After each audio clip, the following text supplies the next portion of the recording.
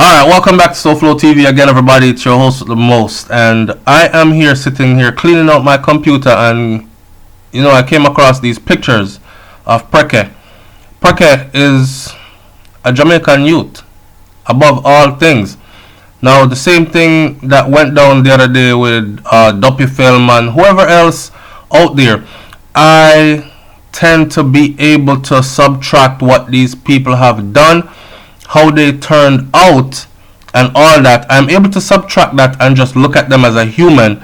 I'm able to rewind their journey to childhood and then look at that life's journey that led them to where they ended. You know what I'm saying? I'm doing this video right now at the risk of someone saying, "Boy, SouFlo, you condone them bad man thing and all these things. You defend these kind of people and all these things." See, it's very easy for us to say, yes, all of them must dead, all of them for dead, and them for lock up in a prison for life and chop off them head and reset the death penalty and make sure so them get killed and all these things. But how easy is it for us to reinstate, say for instance in Jamaica, the death penalty?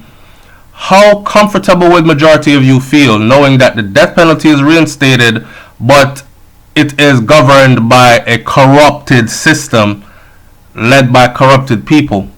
Which means, you know what this means? This means it will be easy for them to grab one of your family members and say, he did it, make evidence look like what we want it to look like, and basically execute you and save their brethren. And if it's not their brethren, save their worker. When I say their worker, I look at Prekeh and then I look at the video that came in last night, and it was printed in the Gleaner, in the Star, and in the Observer, and in Loop. 20 guns. 20 guns. And I looked at the type of guns that they took off the wharf, and that's not the first one. Matter of fact, I think that was a distraction shipment, because they'll give you 20 so they can bring in 2,000. You know what I'm saying? Go and check out the video that I just put up. It's called Guns Galore on Paradise Shores. So like a movie. Now, the reason why I said I'm able to subtract what these people became and what they did, because circumstances reach certain people. And if you've never been in a position to where you were barefooted before and had to walk and kick rock stone with your toes because your family just did not have it and those were the conditions you were born into, then you have no room to talk. Yes, you can say it's not where you start, is where you end up, and you can, no matter what your circumstances, you can rise up out of it. Sure you can. Sure you can. For some of us, but not for everybody. Not everybody is cut out with the same will to fight, to be a survivor, to get in the system and become a part of the system, droned out, work a 9 to 5, Monday to Friday. Some people don't even have the intelligence to do so. Some people don't, they flunk out of school. Why you think school is designed the way it is? And you have a child that is more into art than the child is into mathematics, but in order for that child to proceed and go further in society, that child will have to make good grades in maths.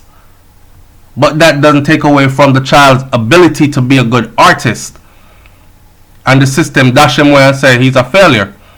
I don't know if you understand what I'm saying. So I look at Prekeh, and Prekeh released these new pictures, and he must say, yo, I'm doping them strong, and he believes he's protected and whatever. People are saying, oh, him look evil or raw, and him ugly or raw. I don't see any of that.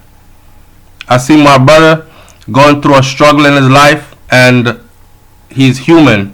We all put here, man, and we all gotta go through it at different degrees, different angles.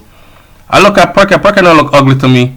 I'm not a judge man or a watch man. I'm just saying. I've seen females out there that are beautiful with brothers that I think look way worse than this brother look right here. So everybody on social media is always so good and so innocent. I think we bark up the wrong tree a lot of the times. We blame the ghetto youth with the gun. We don't blame the person who's shipping the guns to him and then create a condition where he has to live in poverty and there's no food on his table unless he busts that gun for that person's cause. You know what I'm saying? So we cannot keep on just picking the leaves off the tree. We have to dig up that tree there and deal with the root, and then we'll start to deal with the problem. Talk to me in the comment section. Tell me what you think about this one, man. It's SouFLoTV. Like, comment, share, subscribe. I'm out.